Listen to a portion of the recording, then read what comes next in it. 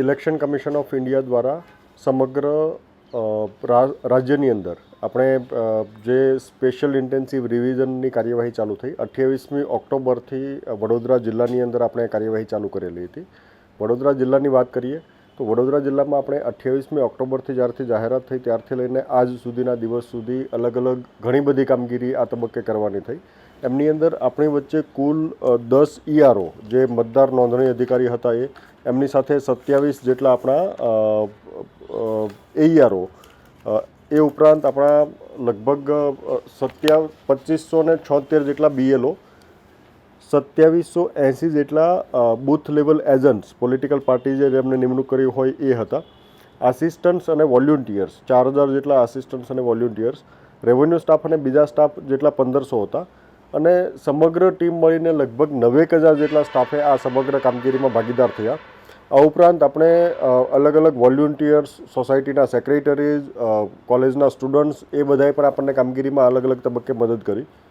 આ સમગ્ર કામગીરી એવી હતી અને આની વિશિષ્ટતા એ હતી કે આ કામગીરી કોઈ એવું નહોતું કે ફૂલ ટાઈમ ડેડિકેટેડલી કરવાની હતી.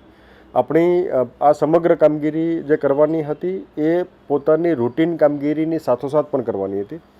સમગ્ર ટીમે ખૂબ મહેનત કરી.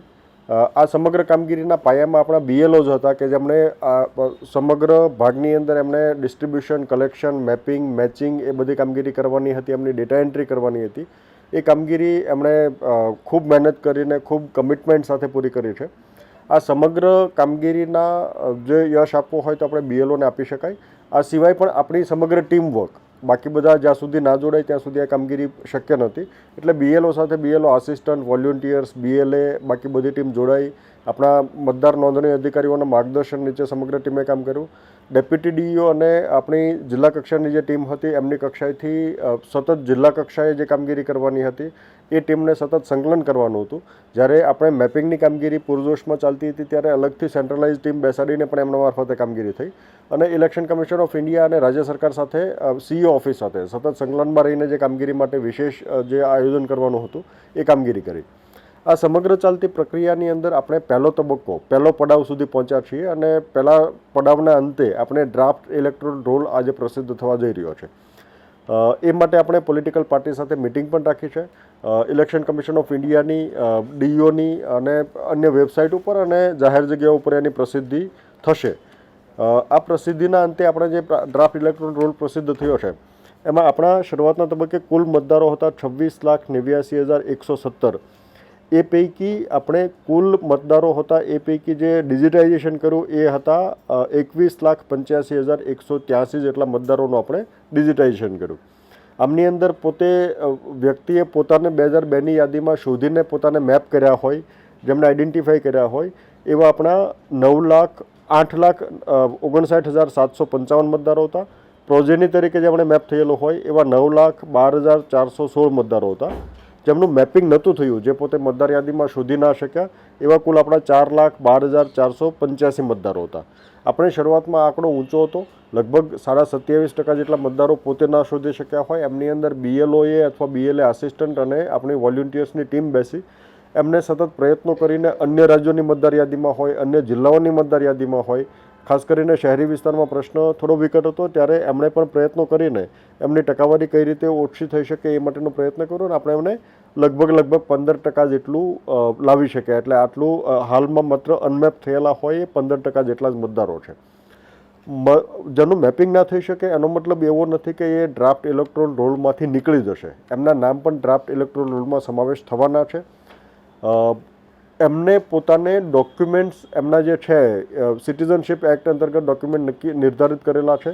1987 પહેલાં જેમનો જન્મ થયેલો હોય એ કિસ્સાની અંદર એમને પોતાનું ડોક્યુમેન્ટ, 1987થી લઈને 2004 સુધી જેમના નામો ઉમેરાયા હોય, જન્મ થયેલો હોય તો એ કિસ્સાની અંદર એમના પોતાનું ડોક્યુમેન્ટ અને મધર અથવા ફાધર બેમાંથી એકનું ડોક્યુમેન્ટ અને 2004 પછી જેમનો જન્મ થયેલો હોય તો એ કિસ્સાની અંદર પોતાના મધર, ફાધર અને પોતાનું ડોક્યુમેન્ટ, આવી રીતે 3 ડોક્યુમેન્ટ્સ એમને સબમિટ કરવાના છે. એ ડોક્યુમેન્ટનું વેરિફિકેશન પણ જે ઇલેક્શન કમિશન ઓફ ઇન્ડિયાએ નિર્ધારિત કરેલું છે એ મુજબ આપણા EROs કરશે. EROs પોતે સેટિસ્ફાય થાય કે એ વ્યક્તિ એક વેલિડ ડોક્યુમેન્ટ ધરાવે છે, ઇન્ડિયન સિટીઝન છે, તો એ મુજબ એમનું નામ પણ કન્ટિન્યુ રાખશે. એમની અંદર એમનું નામ કમી કરવાની આવશ્યકતા નહીં પડે. એવા જે મતદારો છે કે જેમના આ તબક્કે નામ ઇલેક્ટોરલ રોલમાં સમાવેશ નથી થયા, ડ્રાફ્ટ ઇલેક્ટોરલ રોલમાં સમાવેશ નથી થયો. એ કિસ્સાની અંદર આપણા જે યાદી મળી છે એ મુજબ હમણાં જે મેં આંકડા બોલ્યા એમની સાથોસાથ આપણા કુલ મતદારો છે એમનું વિગતવાર જોઈએ તો એ કિસ્સાની અંદર જે 26,89,117 આપણા મતદારો મુસદ્દા મતદાર યાદી પહેલાં હતા, એ પૈકી 5,03,912 જેટલા મતદારો કમી થયા છે. એ પૈકી 1,46,722 મતદારો ના મરણ થયેલા છે. ગેરહાજર હોય અને વારંવાર આપણે પ્રયત્ન કરવા છતાં બીએલઓ દ્વારા ઘણી બધી વખત આઉટ ઓફ વે જઈને ઇલેક્શન કમિશન ઓફ ઇન્ડિયાએ 3 વખત સૂચના આપેલી હતી. આપણા બીએલઓ ઘણા બધા ભાગની અંદર અલગ અલગ તબક્કે 8 થી 10 વખત પણ મુલાકાત લીધી છે અને એમ છતાંય જે ઉપલબ્ધ ના થયા હોય એવા કિસ્સાની અંદર આપણે સોસાયટીના સેક્રેટરીને પણ જાણ કરી, આપણે પોલિટિકલ પાર્ટીને 2 તબક્કે લિસ્ટ આપ્યું કે આ પૈકીના મતદારો કોઈ આપણા ધ્યાનમાં હોય તો એની માહિતી પણ આપે. બીએલએને પણ એમનું લિસ્ટ આપવામાં આવ્યું.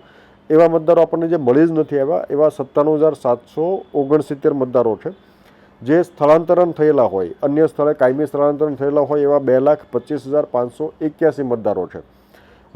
અને અન્ય જગ્યાએ મતદાર જે ઓલરેડી ચાલતું હોય નામ અને એમણે અહીંયા રાખવા ન ઈચ્છતા હોય તો એ કિસ્સાની અંદર 18,412 આટલા મતદારો આપણા જે છે એ અન્ય જગ્યાએ મતદાર હોવાથી અને અન્ય જે પરત નથી મળેલા એવા 15,428. એટલે એમ કરીને કુલ આપણા આ જે મતદારો છે એનો આપણે મુસદ્દા મતદાર યાદીમાં સમાવેશ નથી થયો. મુસદ્દા મતદાર યાદીમાં સમાવેશ નથી થયો એમનો મતલબ એવો નથી કે એમનું નામ કમી થઈ જશે. આ તબક્કે ફોર્મ નંબર 6 ભરવાની કાર્યવાહી હાલના તબક્કે પણ ચાલુ રહેશે. ફોર્મ નંબર 6 અને 8 કઈ રીતે ભરી શકાશે એમની પણ વિગતવાર આપને માહિતી આપીશ. જે નવા મતદારો છે જેમની 18 વર્ષની ઉંમર પૂરી થઈ ગઈ છે એ મતદારો પોતે ફોર્મ નંબર 6 ભરી શકશે. એવા મતદારો કે જેમનો 18 વર્ષ ઉંમર પૂરી નથી થઈ પણ આગામી 1 વર્ષમાં એમની ઉંમર પૂરી થવાની હોય એ પણ એડવાન્સ એપ્લિકેશન તરીકે ફોર્મ નંબર 6 ભરી શકે છે. એવા મતદારો છે કે જેમના નામો પોતે એ જ ભાગની અંદર હતા, સંભાવ આમાં જે મેં કીધું કે જે ગેરહાજર હતા એમનો સંપર્ક નથી થઈ શક્યો, એવા મતદારો એમને લાગે કે હજુ પોતે એ જ ભાગમાં છે અને એમનું નામ દાખલ કરાવવાનું છે, ફોર્મ પરત નથી કરી શક્યા, એમને એમને ઇન્યુમરેશન ફોર્મ મળ્યું છે પણ એમણે પહોંચાડ્યું નથી, તો એ કિસ્સાની અંદર એ પોતે ફોર્મ નંબર 6 એમના પોતાના બીએલઓને આપી શકશે અથવા તો આપણે 45 જેટલા અલગ અલગ સ્થળો સમગ્ર જિલ્લાની અંદર આઈડેન્ટિફાઈ કરેલા છે કે જ્યાં એ પોતે આ ફોર્મ જમા કરાવડાવી શકશે. આ જે 45 જેટલા સ્થળો છે ત્યાં વર્કિંગ ડેઝ દરમિયાન, વર્કિંગ અવર્સ દરમિયાન, ઓફિસ અવર્સ દરમિયાન કોઈ પણ સમયે કોઈ પણ મતદાતા ફોર્મ નંબર 6 અથવા 8 આપી શકશે ને એ પ્રકારની વ્યવસ્થાઓ આપણે કરી છે. સાથોસાથ ફોર્મ નંબર 6 અથવા 8 એમને ત્યાંથી રિસીવ કરવો હોય તો એ લઈ શકશે.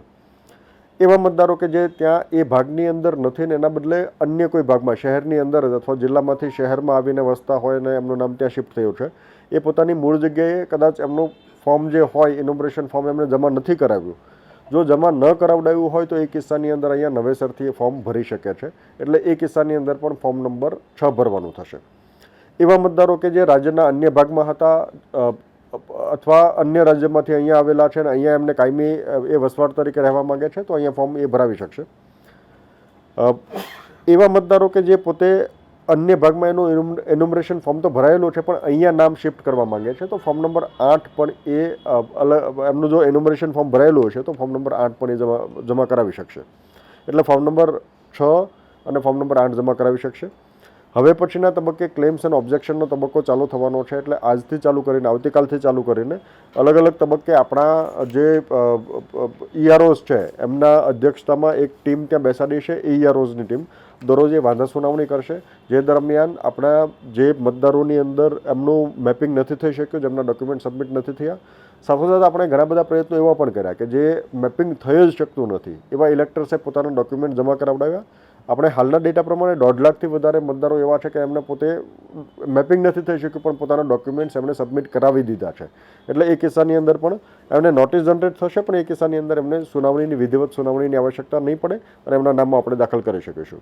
એવા મતદારો છે કે જેમના હજુ ડોક્યુમેન્ટ્સ પણ સબમિટ નથી થયા તો આપણા બીએલઓ જ એમનો સંપર્ક કરશે. ડોક્યુમેન્ટ સબમિટ થઈ જાય તો એ કિસ્સાની અંદર કોઈ પ્રશ્ન નથી. અધરવાઇઝ ઈઆરઓ કક્ષાએ એમની સુનાવણી થશે અને એ સુનાવણીના અંતે આપણે આગળની કાર્યવાહી હાથ ધરીશું.